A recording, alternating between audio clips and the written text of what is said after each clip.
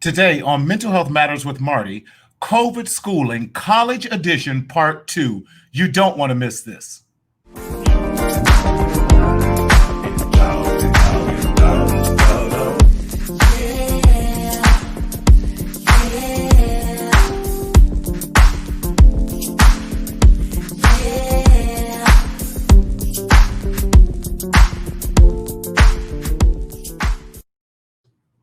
What's up, everybody? Hey, welcome again to another edition of Mental Health Matters with Marty. Here, we've been doing this series every Tuesday on COVID schooling. Listen, y'all, we are still in this together, and so many people are talking about getting back to school, what that looks like. Are we going live? Are we going virtual? Are we doing this hybrid model? All of that. So we have been doing this discussion now. Listen, join in, like and share, get the message out. We want everyone to join in with us. Listen, we're going to give you some time to join in, get out there. Hey, Brent Jones, what's going on with you? I need you to join on not only when the twins are on, but when I'm on too. No, just clowning, y'all. Listen, where's the Rasta GT with that? Listen, y'all, get the family, friends. We've been having some great discussions on this topic with COVID schooling. We are still in this pandemic, and what does that look like? And we want to give you impertinent information. Now, listen, let's make this disclaimer so that you don't hold us legally responsible.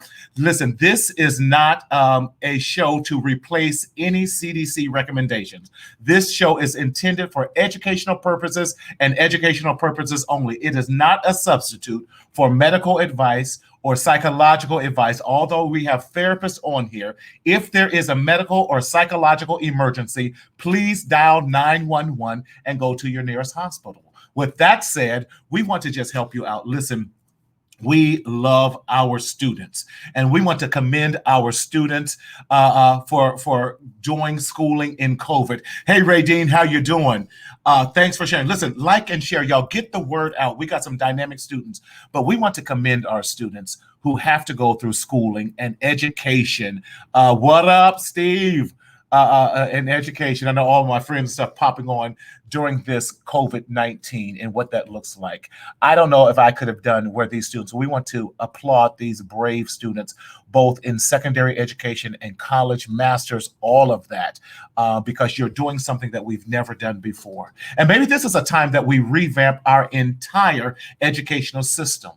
I always say it this way, and this is only the opinion of Marty Sellers and no one else. We cannot continue to use antiquated 1940s and 50s methods to teach 2020 students. Not today. And so this is a perfect time to totally redo our educational system for methods that are going to reach all students at their level of education. We're in a technological age, and we can no longer act like we are not in that. So I am so happy to announce tonight with us my co-host.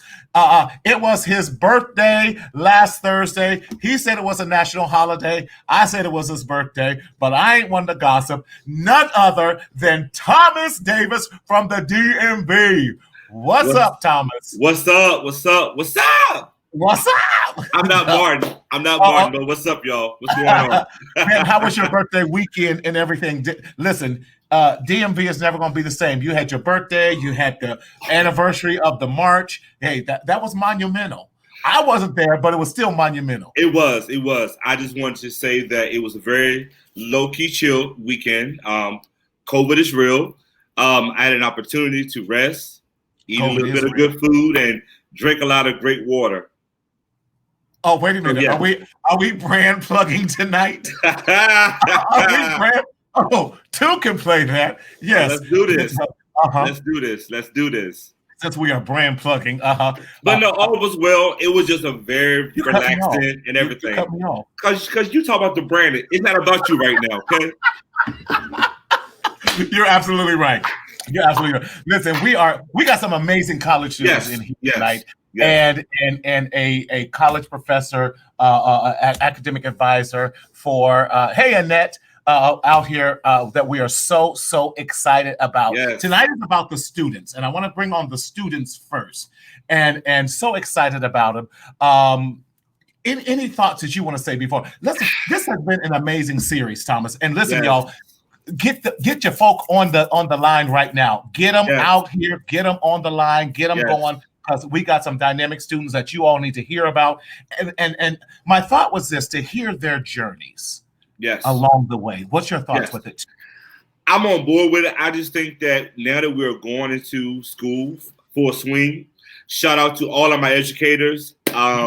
It's been a very, very busy week for all of us as educators and as well as our students. I just want to just hear, like, where are we at? Like, how are we doing? Like, we know COVID is here. We know what's going on. But I just want to hear, like, what are we doing to survive? What can we do to have some survival skills in our toolkits? So I'm excited about these great group of young men and women on.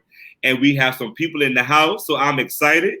Marty, can you believe that it's September the 1st? Wow, I know it is September 1st, and so excited. We've been doing this now. Was this our 7th show, something like that? Yes, and so excited. Right. But I think what people don't realize, and this was day 2 for you, as our resident house therapist, as our resident expert, as our resident who's also dean of students for a school yourself. How has these first 2 days been for you guys where you're at in the DMV? Well, let me just say this. I just want to shout out to all educators, whether you're on the East Coast, the West Coast, the Midwest, wherever you are, being able to sit inside of a classroom and observe our teachers pour out to screens of faces. Some screens have blank faces, but to just see the energy of our educators who are giving their all in their personal homes has been nothing but pure amazing. I feel like that how we start our school year is how we should finish our school year. So it's very important for us to just share, to encourage one another, to give as much shine, to give as much empowerment as possible. And even to our students who are logged in. One thing that we really haven't really discussed in a sense, us being on a screen is not benefiting, and they can't socialize with each other. I can't reach out and like give you a pound, Martin. I can't reach out and ask you a question in class. So we're just sitting on a platform for hours, not really being able to interact, focus, and all that. Can we put up Michelle Dolphin's comment back up, please? She talked about, and Michelle is the mother. We have 2 dolphins on here tonight. All right, hey, Mom. And Mom is also in education. So, Michelle, I want to have you on the show here in the next couple of weeks as well, as we talk to teachers who are going through this. And she talks about it's hard. It's been hard as educators during this time. I can only imagine. So what have been some of the lessons and things that you've been encouraging your team who are educators on how to relate to these students as well? Because I think that's very important. Point number 1 that I want to make is always have a backup plan. So in the DMV on Monday of last week, we had a Zoom outage to where everybody was logging into classes. Hey, I got my nice lesson plan. I'm here to log into a blank screen. So always have a backup plan. That's good. If Zoom is not working, use your Google Teams, use Microsoft Teams, use WebEx. Always have a backup plan because things can happen, right? And then just the second piece, always know that when you're teaching, you're not teaching in a classroom. So you got to have the energy. You got to move around. You got to keep it going. Play some music in the background while they're waiting in the waiting room. Because you want our students to be as in tune as we are now. If I was sitting on here saying, well, hello, Marty, how are you? People would begin to exit out. Energy follows energy. So make sure that we are connected with one another at all times. So thank you, Marty. That's good. Okay, ladies first. We want to bring on our lady first because she's been with me on this show a couple times and so glad to have her, my future attorney. You got to keep a future attorney in your back pocket, baby, because you never know when you need to throw them out there. But so glad to have back again on the Mental Health Matters with Marty show, none other than Miss Kira Pegues. Yay!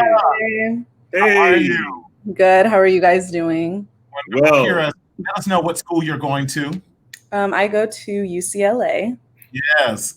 And I'm currently studying political science and public affairs. Wonderful. All right.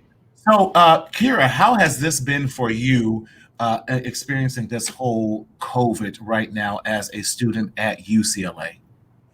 I think that in the beginning, it was kind of new. It was very new because we had to do all of our classes on Zoom, especially for us because we're quarter system students. Right.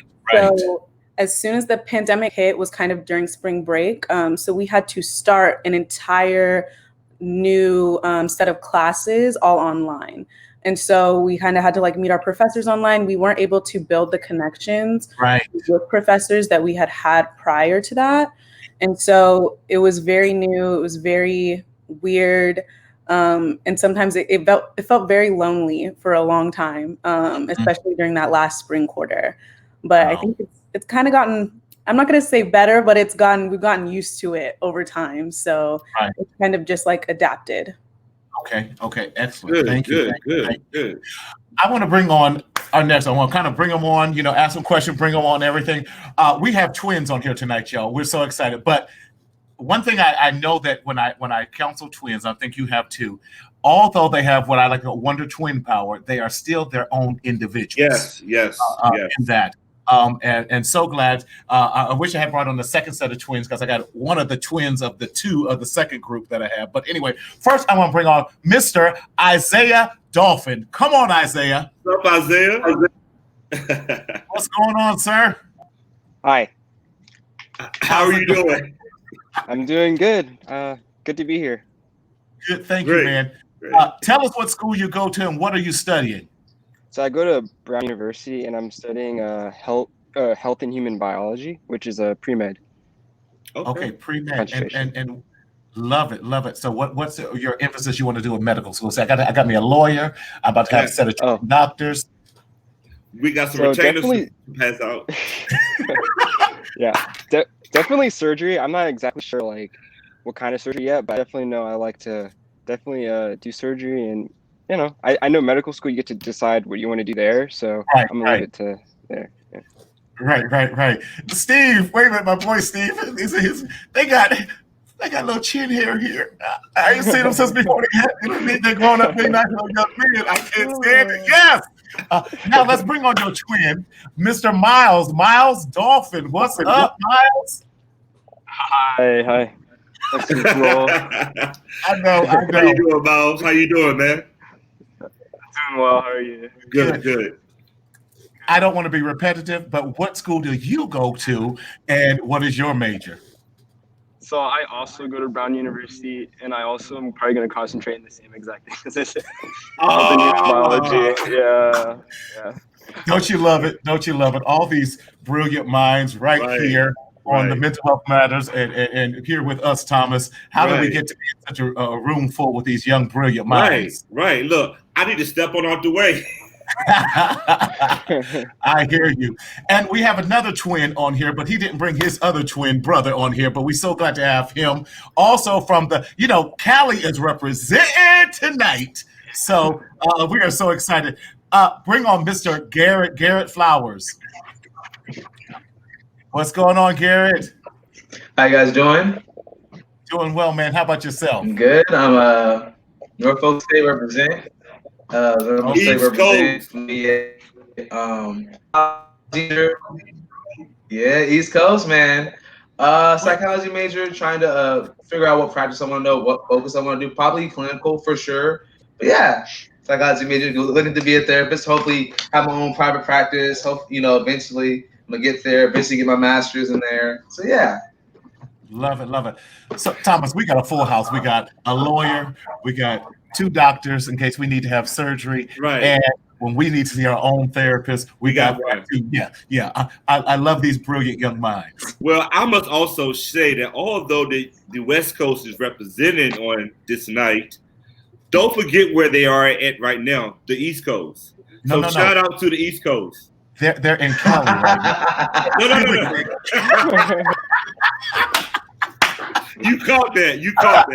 I caught that. They're going to East Coast schools, but their heart is still in Cali. Okay. Yeah. Guys, how has this been for you? I know I asked Kira that, but wanted to ask you guys too. Let's start with Miles on this question. Miles, how has it been starting a whole new year here in Yeah. California doing remote learning? So I actually haven't started at Brown University yet. So Okay. next week on September 9th, that's when it all kind of kicks off. Right. So For like, year number 2, though. yeah, Yeah. for my second semester. No, first semester of my sophomore year. Yes. And I guess like, but the big thing for me has been trying to pick my classes. It's a lot different because you can't really shop for classes, so you don't know how it's going to be. You just have to kind of go in blind. I'm kind of trying to pick out which class I think is going to be better to work on Zoom, Right. or like 'cause it's not going to be in person anymore. So is it going to kind of transition over well, or if I do actually go back, will it have any like Slack or anything like that? So that's what I had to kind of think in mind when I'm picking my classes. So okay. that's the major difference for me. Yeah, I'm sure that's hard, especially with you guys being in the whole biology field. Right. So how do you do labs, and how do you cut up cadavers and all that other stuff? And Exactly. how do we do brain surgery and Right. that type of thing? Isaiah, same question. How has it been for you? Uh-oh, wait, do we I have think a lag? that's been a hard transition. Go ahead. There's definitely been a big transition from like in person to online. I didn't think COVID was going to affect us as much, and then it just started messing up with things. I had a couple internships lined up that are no longer there anymore because they're at a hospital, and obviously hospitals are the front line, and they don't let college students there. So that was a disappointment, but I just adapt to Mhm. how I can change and do better despite the circumstances. Yeah, wow, Awesome. definitely. And then Garrett, this is your senior year.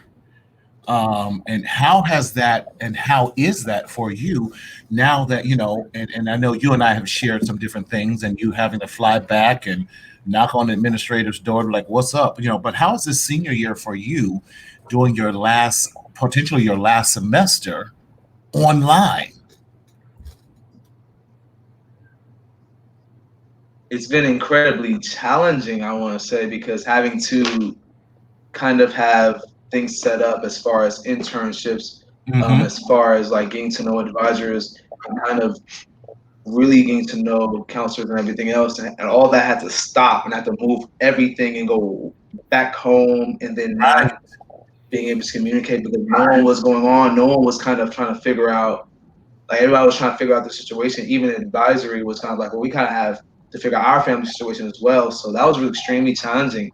And it wasn't until like the communication was just really shoddy too. I had to go back to Virginia just to figure out school stuff and figure out financial aid, administration, making sure my class was in line, class was in check. So it's been really challenging, definitely challenging. I mean, I'm glad I've gotten contact. I'm still glad I've got all my classes in check, got all my classes like set for this semester.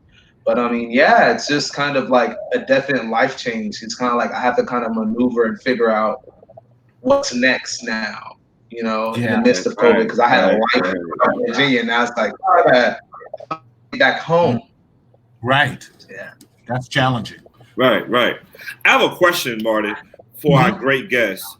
You guys opened up strong, and you guys said 2 words that I wrote down on a piece of paper: adapt and change. Ooh. Adjusting to what we cannot control and changing our mindsets. So I'm 41 years old. So I just want to hear from you all. What does it mean in your life to adapt to what's going on? And what does it mean to change things that you can change? I would like to start with our young lady.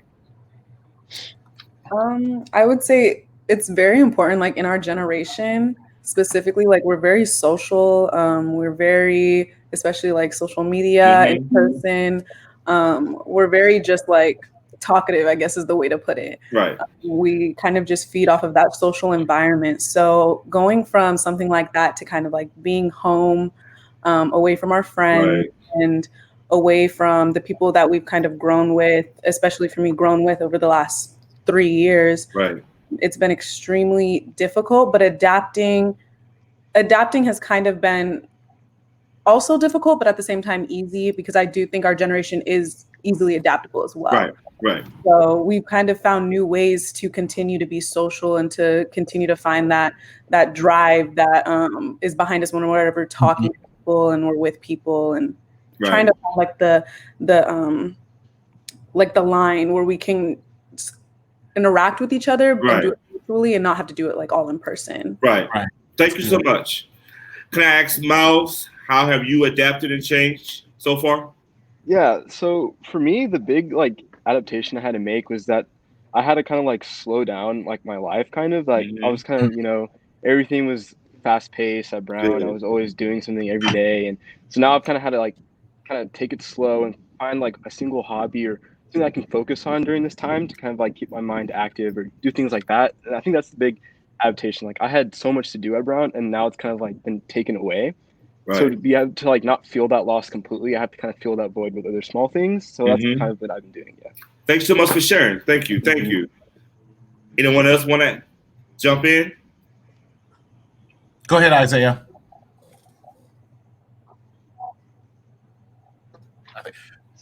That's a. We'll get back to it. Garrett, jump right in. I think he got stuck. Garrett. Yes. Change and adaptation. It's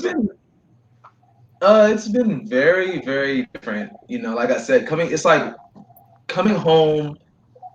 It's like coming home to something new. You know, it's like California is completely different than what I initially saw it as. So coming home versus like being in school for 2 years, being in Virginia for 2 years, and coming home is like California is different.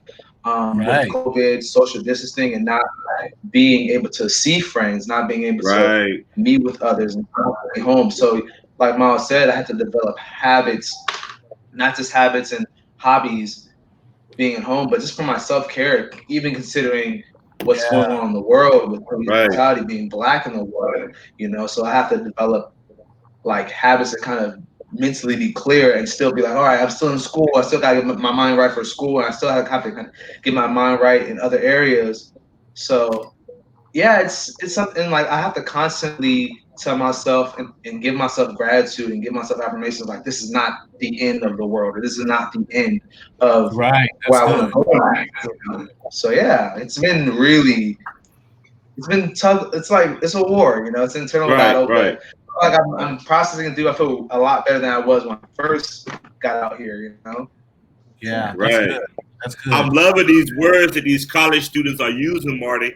Affirmation, adaptation, change. You guys are on it. You guys are our leaders. So thank you so much for sharing. Thank you so much. Yes. Do we have Isaiah back? There he is. Isaiah? Yes, sorry, I dropped out for a little bit. That's okay. You're good. We're talking about the whole adaptation and change. How has that been for you? I'm not sure if everyone else touched on it, but I think a main thing for me is setting up a routine because definitely going to school back east, I'm 3 hours behind here. So a lot of my classes were earlier now. So I have to get into a routine to wake up earlier and not, be motivated to do work because sitting at home can be kind of relaxing, a little too relaxing to do work. So I think it's a good time to get a routine set and just get my mindset to do work. Yeah, and I think that's what Garrett was struggling with too, because his school is back east too. So if you guys have early 8 o'clock classes, that's 5 a.m. for you guys here on the West Coast, and making that adaptation and change is sometimes 4 o'clock in the morning. What? Miles was going, nah. With that, listen, I want to bring on our next guest with that as well. I think it's always good that we have also someone on the academia side. So I want to bring in Dr. Sam Sanders, who's joining us also from ATM. Dr. Sam, how are you? Doing well. How are you, Marty? Awesome. How have you been enjoying this discussion with these brilliant young minds that we've been having here? I'm enjoying it a lot. Very, very enlightening, very intelligent. I'm impressed. Good. Dr. Sanders, tell us what you do and jumping in from there. Yes. Okay. Well, I am an administrator. I'm chief academic officer at a university here in Atlanta. I also have experience in human resources with over 20 years of executive level human resources experience. Excellent. And I'm a professor as well. My education, I have a PhD in business administration with a specialization in organizational leadership and healthcare administration. So I teach graduate and undergraduate students in healthcare, HR classes, management classes, leadership classes. Yes. What advice from your perspective as being an administrator, overseeing academic affairs and all that, do you give to these students, these brilliant minds, about navigating through COVID on a college level? Well, they already have a jump on it because they said some key words: being adaptable, being able to adapt to the changing environment based on the climate that we're in right now with this pandemic, and be able to adjust and adapt to change, realizing that the way you were doing your classes in the past is not working now. So you have to be very flexible and be affirming and be very positive. Take everything, look at the glass as being half full as opposed to half empty. Okay. So we'll jump on it already. Good. That's good. You are talking right, doctor. You're talking right. Now, since you all now have also an advisor, what questions do you guys might have, Kira? Because I know your mind is always going with that you might have, or what suggestion could you even give to him to share back with administration? Because now's our time that we can have this dialogue with struggles that you all might have, frustrations, anger, Kira. But that's my girl. You know, I can pick on her. Kira, what are there any questions or statements that you want to share or talk through? Just thinking, like listening to everybody talk, especially about everyone's adaptability. I think it's just very interesting that as students, we're expected to be so adaptable, and we have to be adaptable in order to get our degrees and go to our classes.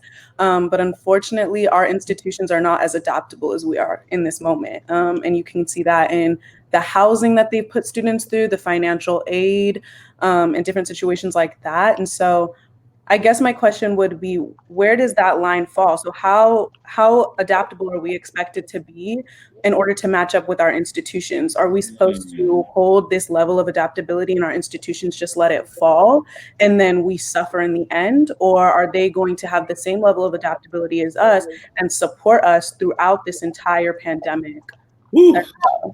Very good. Loaded question. She's spoken like a true attorney. Gotta love her. Kira, you are hired, okay? Even Garrett shaking his head. Go ahead, Dr. Sam. Kira, that's an excellent question. Not only are you held to a certain level of adaptability, but also your instructors and your administrators are as well. As a chief administrator, in my current role, I am constantly training and mentoring other faculty members and other administrators on how to adapt to our so-called new norm. I don't want to call it our new norm because when you think about norm, it's though this is not going to change, but this too will pass and it will change. But not only are you expected as a student to be adaptable, but also your instructors. We have really mandated to the instructors to be more flexible in their grading, in terms of assignments being turned in late, in terms of realizing that students are going through this emotional period in which they can't interface with their friends and their classmates as they have in the past. So they have a tendency to go into depressed mode, which is where Marty and Thomas will come into play. But your instructors are flexible. Your administrators are expected to be flexible, even in terms of the platform in which you're learning, because you're used to being in front of an instructor in many of, if not all of your courses.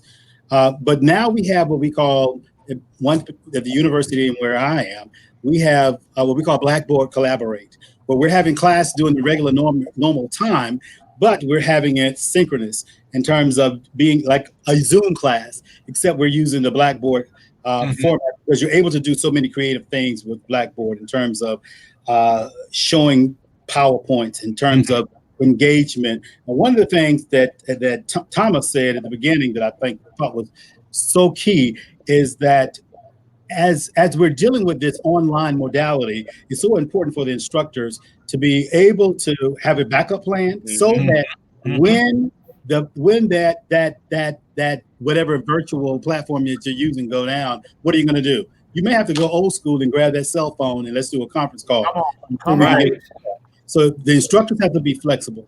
I had a student last Monday, who his internet went out at home. Right. So, and it's a 4-hour class. So he texted me and said, "Hey, what do I do?" And I told him, "You have the Zoom number, call in."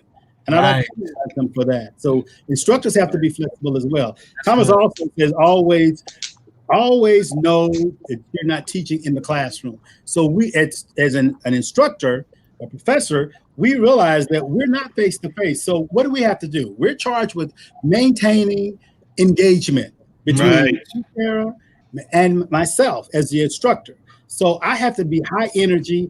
I can't stand there in front of a camera and just be monotone, because you'll go into a coma, or the next thing I'll see is you grabbing things and you leave the class. It happens, and you know it happens all the time. Yeah. So there has to be some high level of engagement in the classroom. But to answer your question, and your initial question, not only are you expected to be flexible and adaptable, but your instructors too. And if you have an instructor who is not promoting engagement and flexibility and adaptability, I encourage you to speak with your dean. You got Thomas, someone like Thomas. Speak to your administrators. The first person you should speak to really is your academic counselor, because they're the ones holding your hand to get you through this whole process. And that's what they're there for. So even your financial aid advisors are being flexible. Your academic counselors are being flexible. Even enrollment advisors. Here in Atlanta, we're even talking about, our governor said that, we're waiving the standardized testing. We're not even, you can get into Spelman now without taking an entrance exam. Wow. We're waiving that. That shows you the level of flexibility and adaptability that administrators are being to accommodate the students, because you're the client. That's good. But see, I think what, even in some of the larger institutions, like Kira is saying, like a UCLA or the wonderful UC Regents, and anyone who's part of any of the UCs understand that they're almost like demigods and trying to bring those traditions and everything. And they're like, it's our way. You will have a UCLA degree, you will have a Brown University degree. We're private institutions. We have to make sure our donors are making sure that right. So even, Garrett has explained that he had to fly from LA to Virginia to go bang down some doors because they were not answering his phone, they weren't answering his email, and his graduation is at jeopardy and all that. Garrett, would you want to respond even more to that? How some of your experience with that, and we shared your frustration, but how that could have helped you if they had been more adaptable. No, I think he's frozen too. Yeah. Oh, there we go. Yeah, school was is it? You're okay. We hear you. Okay. Can you guys hear me? Yes, sir. You can hear me? Yes, sir. We hear you. Yes. Okay, yes. Cool. Okay. Yeah, I feel like every school is. I do feel like every school is different. For my school in particular, I do feel like there could have been things handled better. But I do recognize it was such a shock. Once again, I will share again. When I had to move everything out, I had to find out. We were in spring break, and literally the week after spring break, they just gave us right away. We have to go right away. Like that following Friday, or within the next Friday, we had to leave, and that was something it was a sense of urgency. And now we're having. I feel like it's just kind of like how everyone's telling him in COVID. In the state of Virginia, a lot of schools are opening back up. I know out here in California, a lot of UCs and CSUs aren't opening up, but out there they're opening up and whatnot. So I personally chose to stay out here because I didn't feel like I felt like I was jeopardizing my health. I didn't want to jeopardize my health or contract something, because what if I have it? I don't have it, but at the time I was thinking I didn't get tested. So what if I have it? I contract some of my friends out there. Right. And a lot of people from DMV. It's a lot of people from DMV. It's a lot of people from Philly. A lot of people from New York. And the statistics for the CDC is saying these are some of the highest places. So I just didn't feel comfortable, and I kind of felt it was a large frustration with that because school's opening, but the resources were limited. At least for me, to be home and then be on a phone call talking to advisors, understanding that it's harder as is getting in contact with financial aid because of it's busy, but also because of COVID and everyone's going to school from home, so it's really hard. So I have to kind of wake up at 4, maybe even 3 sometimes to kind of pick up the phone and catch financial aid when they right away open and say, hey, this is what's going on with my situation. So Yeah, it just varies. You know, I understand every school is different, but I just feel like for mine, it's been really frustrating. I think I don't feel like, and unprofessionalism isn't the word, because not the fact that it's unprofessional. I just feel as if I feel like it's a new situation. No one knows how to handle this. And even the staff administration just doesn't know how to handle it. So we're just trying to find the best way they can. Even the staff administration, the leader of my psych department, she even felt really uncomfortable coming back on campus. And she vocalized to me like, I felt unsafe, you know. I have to do what I have to do for the betterment of the students. Again, like I said, every school is good, but that's just you know. So if I can jump in right quick, what you said, sir, I just want to say I applaud your drive to not to give up. I applaud your efforts in keeping moving forward. And one of the things that I wanted to take from your statement and ask our great doctor expert on the call is, I heard a lot of things that centered around a word, and it's called empathy. So as an IO psychologist and having your education and experience in working in that field, how can we encourage and empower our staff to develop this sense of empathy? Because the financial aid office needs to be a little more empathetic, right? Because people have lost jobs. People are being furloughed. So how can we, as the working professionals, be more empathetic to our college students? It goes back to training, first of all.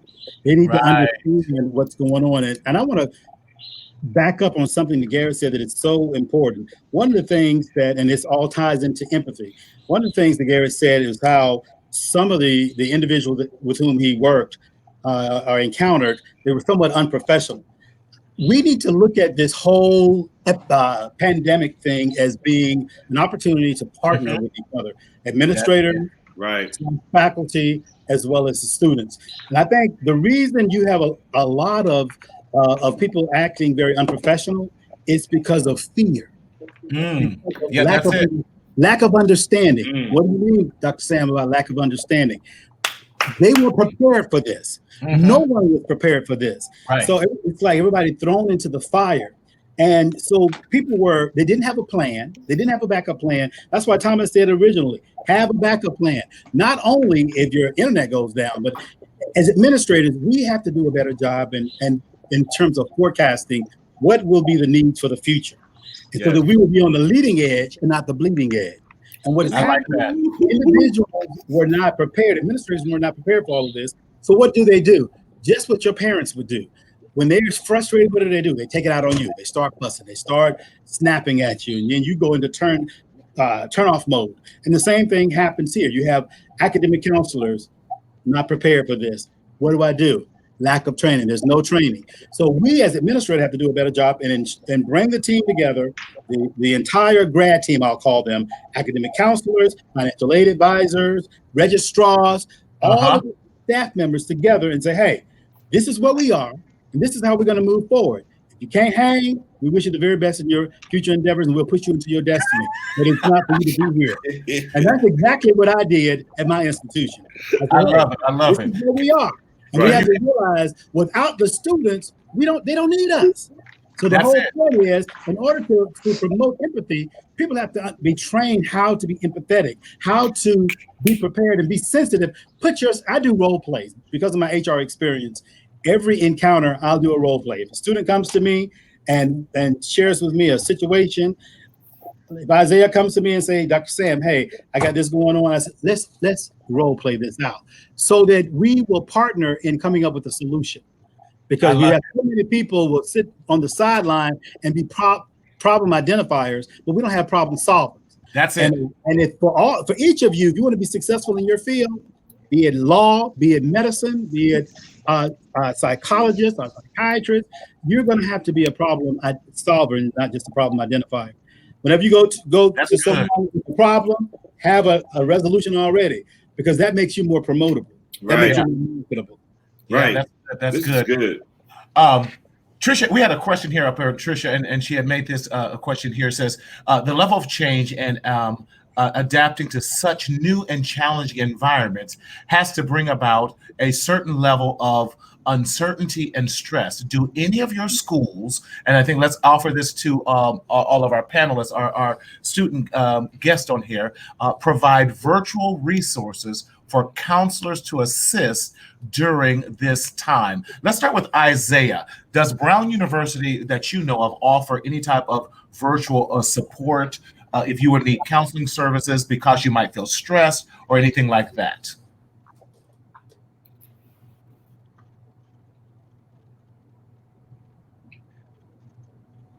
You got it there, Isaiah? Oh, hello? There we go. Yeah. Do you know that if your school provides any type of virtual support, say counseling services, if you're going through any type of situation? Because that's something that schools need to look at too. So great question, Tricia. Can you get that virtual support through services? So one of the things that actually brought me to Brown was their extensive support system. It was very good when in person, and actually the transition to virtual, if not even better, because we could use Zoom to just meet with counselors and peer advisors directly without having to like physically cross distance. So there's a lot of resources available to actually help students with any questions that they need. And for example, I had a pre-med issue, and I just booked a Zoom meeting, and it was answered. So I think definitely there is a lot of counseling and support that I know in my experience that Brown gives. Awesome. That's good. Glad to see that. Miles, kind of same question there. Since you both are at Brown and everything, do you feel, we heard Isaiah's with that. Do you feel that Brown has definitely offered various support services and everything for you virtually now since you're not on campus? Oh, are you able to hear me? Sorry. Miles. That's okay. We'll get back to you. Question, I'm breaking up. Yeah, no, so about any virtual services that they're able to, student services, counseling services that Brown is able to render to you. Do you feel that the services are still up to par with that for you?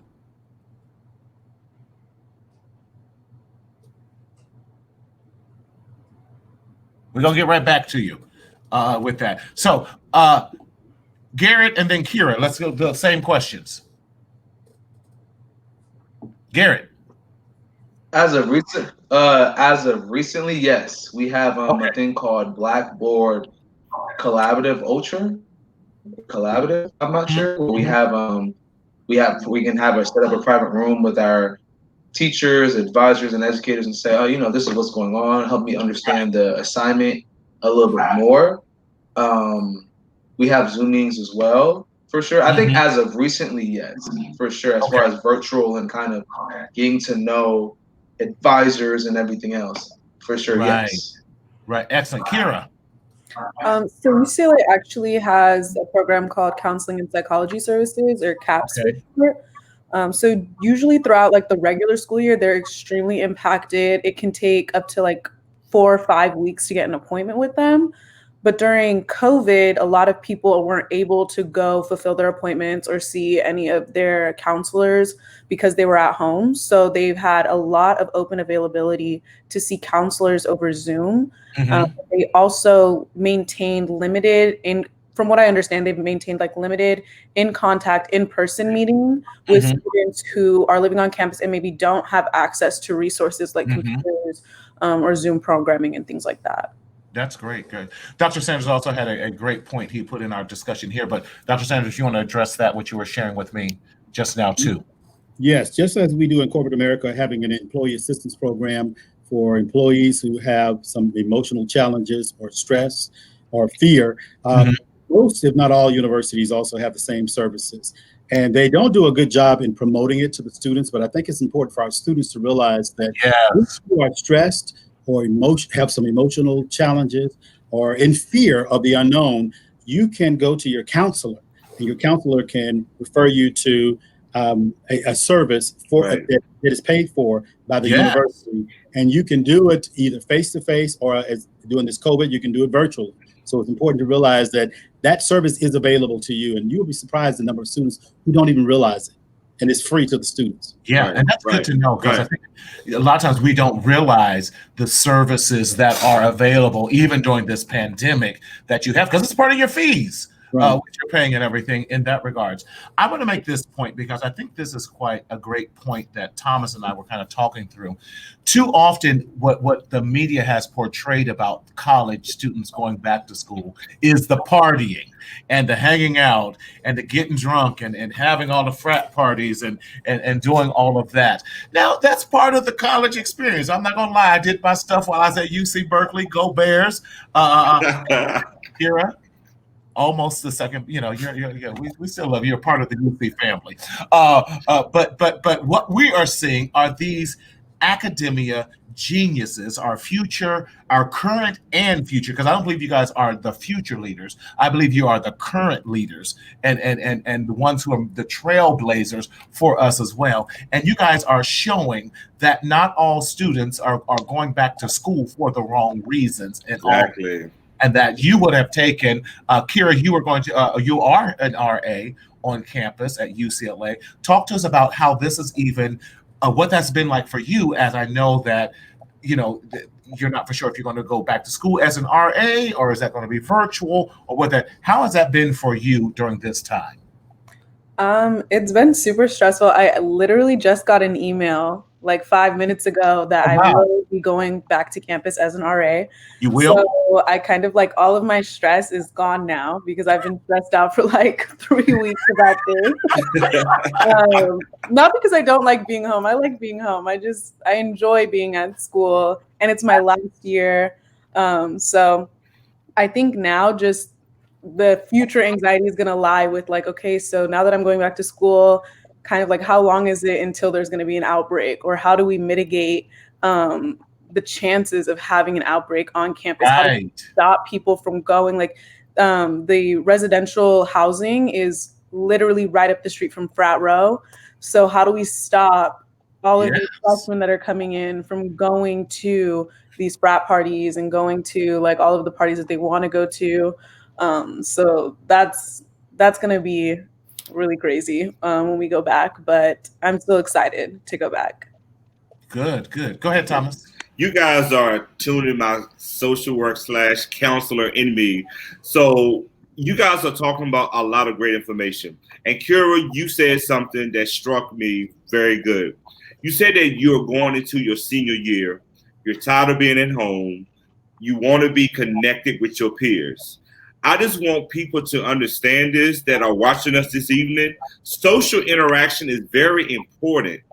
Whether you're young, you're old, you're middle-aged, you seasoned, we thrive on energy, right? And so I just want to just know, like for our students who don't have that aspect of being able to go onto a college campus, how are you still keeping that social interaction with your friends, your frats, your sororities, your clubs, your organizations? Because not everybody is trying to get back onto school so they can party.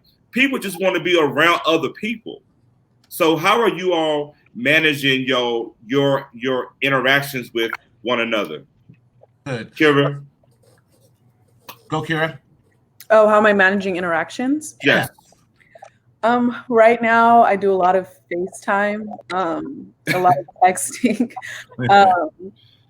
I don't know. It's not necessarily different because all of my friends go to different schools. Like all of my hometown friends go to different schools anyway. The hardest part has been like keeping up with my at school friends because we're not used to like calling each other and texting each other, talking on the phone. Like, we don't really do that. We're used to like hanging out in the dining hall and walking to class together. And so like, it's been kind of like, I've been able to see which of my friends and like been able to put in some type of work in friendships, like especially school friendships that I haven't been able to do before. I feel like it was a lot easier to maintain those relationships when I was at school. So now it's kind of like the ball's in our court of whether or not we want to continue our friendships, if we want to keep talking to people outside of the school setting. So Good. Thanks so much. Miles, same question. How do you keep up your interactions and keeping that alive and trying to keep as best as that authentic school feeling that we all go to college for, to get away from our parents? I'm not one to gossip. I know your father. Go ahead, Miles. Yeah, so like the big thing for me, I would say, is a lot of the clubs that I'm in, or different things like that. We have like Zoom meetups and that we can do. Okay. Or I'm just like meet up with a couple people, kind of just like talk about what we did over summer. A couple friends, like FaceTime, like Kira said, different things like that. So it was kind of like scheduled things that like Brown was also telling us to do. Like, guys, talk to your friends, and it's important for your mental health. So that's kind of like what I was doing this whole summer, is make sure I wasn't like isolated, like in a cave, in my house. So always, trying to talk to someone else, like not every day, but at least trying to hit different friends that I've met, or trying to cultivate those friendships, like Kira said. So yeah, because the biggest thing for me was I was on the club lacrosse team, and now that that was like my biggest club that I was in, besides like my extracurricular like pre-professional clubs. And now that we obviously can't play lacrosse, so yeah. did you hear the right? I was like, okay. And lacrosse team. I can't even play tennis, let alone lacrosse. Isaiah, how do you engage with that as well? Yeah, I think definitely along the same lines as Miles. I'm a little bummed out that I can no longer play lacrosse, but I think a big thing too is that I can do Zoom calls with friends, and a lot of social media. Instagram's a very good outlet, and actually a friend of ours just recently flew in, so we got to actually, which is rare to actually physically meet. So just like cultivating trips, maybe like field trips, or not field trips, but like road trips, stuff like that, just to make sure our friendships are intact and just cultivate. Yes. I love this. Y'all define every Black stereotype. Right. Say, yes, we are brilliant. Yes, we are your doctors and lawyers and your psychologists and all of that. Come on with that. Now, Garrett, I know the amazing stuff that you do behind the scenes, and one of our future dancers here that is very, very artistic. How do you use and deal with your arts and dance that you do to help manage anxiety and stress and stay connected? We're going to get it. There you go. We hear you now. Go ahead. You there, Garrett? Still. Okay, yes. Cool. Yeah. So it wasn't until recently since I started kind of. Okay, good. Yeah, it wasn't until recently till we kind of started linking up, sessioning together, and even then it's not more than, I want to say, 3 people, at most 10 people. Right. And we kind of get together and we figure out, all right, how we want to promote ourselves, how we want to promote groups and everything else. So we've done like choreo, and then we'll kind of like broadcast it on our crew page, and then we'll kind of just. But also, we haven't done a lot of dancing as much. We just kind of take this time to kind of get to know each other at the same time, because a lot of people are going through their own battles as well. So we dance and we practice together. Every Monday I go to Van Nuys. Actually, I'm going to go to Van Nuys probably after this and kind of meet up with our team leader and talk about everything. Yeah, we meet up and we try our best and social distance, and we kind of have to figure out what's after this. What are our moves after this? How can we make our this group profitable, and what we want to keep doing after this? What is going to make us viral? What's just trying our best to be creative in this time where it feels stagnant, and it's challenging, but also it's really fun because it's kind of like, oh, we can do this, we can do that. I can just make a hat disappear and do a dance move with it. It's really fun. So you get really creative during quarantine. I will say that. You have to, y'all. This time goes by so fast, and wow. Yeah, Dr. Sanders, I know you have another meeting, so I want to ask you first. Any parting words, and how can our viewers, maybe and even these students, if they have questions to ask you later about navigating through college and COVID, because that's challenging. I don't know if I would have done it successfully. How can we, what some parting words, and how can we keep in contact with you? First of all, I want to congratulate all of the students. You seem to be very bright, intelligent. You're brilliant. Keep up your good work and stay connected. In order to stay connected with me, you can hit me up on LinkedIn under Dr. Sam Sanders, the only one that's in Greater Atlanta. And you'll see my profile there, and my contact information is on there as well. My email address, you can hit me up at samtsanders@gmail.com. And I promise you, I will hit you back within a matter of an hour or two. Awesome. Listen, thank you for your words of encouragement and even sharing what you are doing. And hopefully some other administrators are listening to this. And y'all, if you have your own administrators, tell them go to Mental Health Matters with Marty on September 1st and listen to that segment and go back and teach your own administration what Dr. Sanders has recommended in that as well. So thank you so much for that and everything. Yes. Kira, how can people get a hold of you and your hashtags and all that? Probably Instagram. I don't know. Instagram.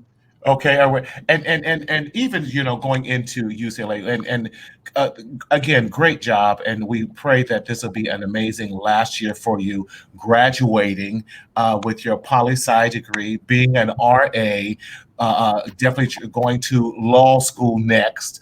With that, all those amazing things that's ahead of you. Your future is so bright, but we want to just definitely encourage you. Keep doing what you're doing in this, y'all. Y'all show some love and encourage these students because they're doing such an amazing job at doing this during these challenging times with that. So thank you, Kira, for that and everything. Garrett, how can we get a hold of you, and how can we even know more about what you're doing dance-wise?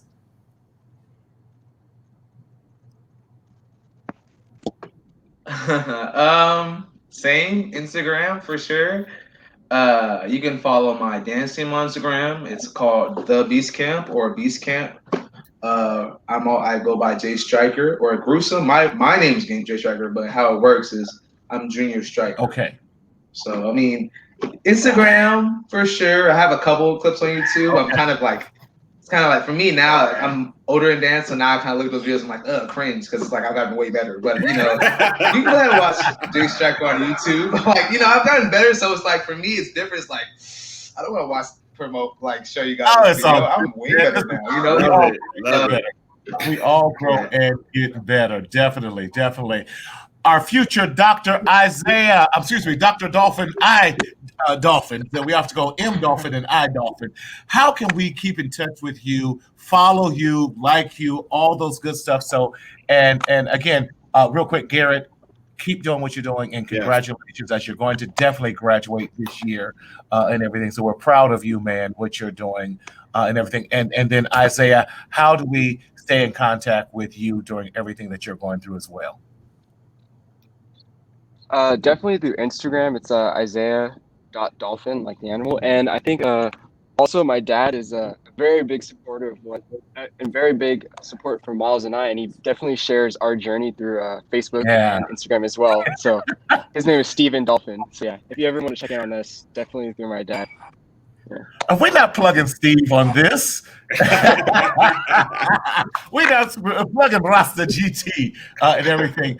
Are we able to get Miles back on? I don't know if we're able to get Miles on. Miles, I see you in the virtual green room. But now is Miles Dolphin at Instagram? Is he right there by you? Yeah. Share the phone with him. I love it. Their father did a brilliant job when they walked on campus. He was already branding them as #DolphinTwin.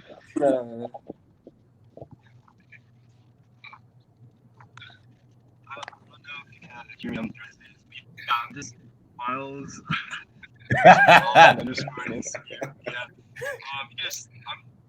Just DM me or whatever. I always respond. Awesome. Yes, we're so proud of the two of you guys and what you're doing and just doing great stuff and breaking stereotypes about what Black excellence continues to look like. With that, and they have their daddy is halfway crazy, so they had no choice but to be great, and then their mother in education pushing them the way they did. But their father's like my brother. I love him to death, as crazy as he is with that and everything. Thomas, how do we get a hold of you? Well, Martin, first of all, I just want to say thank you to our panelists this evening. You all have inspired me to keep moving forward. That's right. If I can just leave you all with any parting words, tell your story. Use your Insta stories, use your Snapchats to encourage everyone to keep pursuing your dreams, whether it's dancing, law school, standing that financial aid line until they give you your money. Encourage other people, because you never know that other people are going through the same thing, but they just didn't hear it or didn't see it. So thank you so much. That's how you can follow me on Instagram at Limitless Possibilities for You. YouTube, same thing. My email account and my website is the same thing. So just you know what? Just find me. How about that? Just find me. I'll respond back. Wow. As always, we want to thank you guys for coming on. Dr. Sam, thank you so much. Kira, you know I got nothing but love for you, bestie. Garrett, you always just jump in whatever I ask. And of course, Miles and Isaiah, thank you so much for joining us. Listen, as we do different things, y'all, this won't be the last time, because we want to follow your journey. Know that we are as my grandma might say, peacock proud of what y'all are doing and how you are definitely continuing the standards of Black excellence in our college arena, and that you guys are definitely doing what you do with that. As always, we want to thank you for joining us on Mental Health Matters with Marty. You can follow me as your mental hygienist. I am on Instagram and also my website, mentalhealthmarty.com. Again, that's mentalhealthmarty.com. I encourage you also on Facebook to follow me on as Mental Health Matters with Marty, and on YouTube, Martinez Sellers, pero no habla nada español, pero poquito. And check out my podcast. You can check me out on every podcast venue there. But definitely, we'd love for you to check us out on Mental Health Matters with Marty podcast. Please like and subscribe and give us a wonderful 5-star rating. But you can also text I Matter to 31996. Again, that's I Matter to 31996 to stay in touch with everything the latest of Mental Health Matters with Marty. We want to thank our guest today as we continue this conversation on COVID Schooling College Edition. We say it this way: you don't have to suffer in silence in the shadow of shame, but we want you to speak up, speak out, and live. Until next week, God bless.